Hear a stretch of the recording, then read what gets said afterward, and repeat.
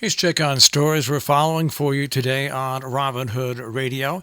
In Pine Plains, today voters will be able to cast ballots at a special election authorizing the Pine Plains Fire Company to issue $275,000 in bonds to finance the cost of purchasing a new pumper, totaling a maximum estimated cost of $375,000. The department is currently looking to purchase a 2021 Class A pumper to replace its older pumper, noting that the older pumper has cost a lot to maintain lately. That cell tower hearing, which was held in Kent in July, has been continued until today.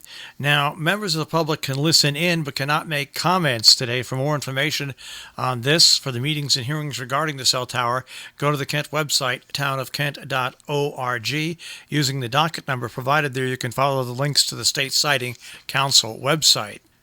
Presidential primary voting is going on today from 6 a.m. to 8 p.m. here in Connecticut. In Kent, the Board of Selectmen have their regular meeting that is set for tonight at 6:30. The Region 1 Board of Education Policy Subcommittee meeting will be held tomorrow at 10 o'clock on Zoom. Information is available at the Region 1 website. Also coming up tomorrow at 6 p.m., Cornwall reads fiction Blair Brown at the Cornwall Library. The Town of Amenia Town Board has a special town board meeting on Wednesday, first floor meeting room at 7 p.m. The public will not be permitted to attend the meeting in person, and public comment will not be taken at that meeting. The Kent Planning and Zoning Commission has their regular meeting coming up on Thursday at 7 p.m. Also on Thursday, the online trivia game in Cornwall being held at 7 p.m. on Zoom. On Thursday, the town of Northeast has their town board meeting that will be held at 7 p.m. The pressure on Eversource will continue nearly a week after thousands of customers in Connecticut remained without power following the tropical storm. During a news conference yesterday, Senator Richard Blumenthal said he's demanding the head of Eversource, CEO James Judge, to step down. He said he's meeting with Eversource leadership. Blumenthal also said there needs to be a complete restructuring of the company from top to bottom. When it comes to customers, Blumenthal is demanding Eversource issue a refund.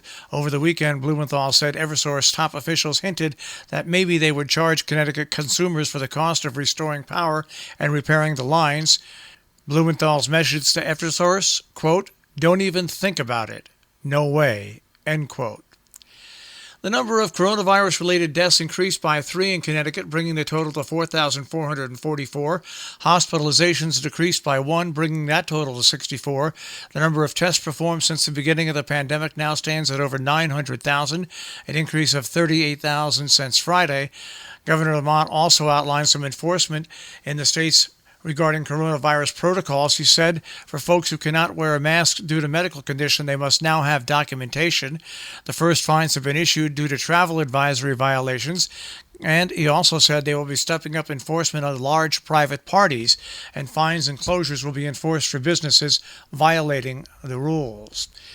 President Donald Trump's executive order providing an additional $400 weekly in unemployment benefits, with states having to kick in $100, is unworkable, according to Governor Cuomo. Trump signed the executive order Saturday at his private country club in New Jersey after talks in Congress over a new coronavirus relief package came to a halt. Congress allowed those higher payments to lapse August the 1st. The requirement for states to cover $100 with the supplemental $400 has been opposed by numerous governors, including Cuomo, who said the plan would cost New York State an additional $4 billion in between now and December. Our business brief is underwritten by Morgans at the Interlaken, interlakenin.com, and by Salisbury Bank, salisburybank.com.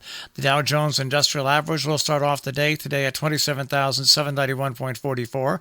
The NASDAQ starts off the day at 10,968.36. And the S&P 500 at 3,360.47.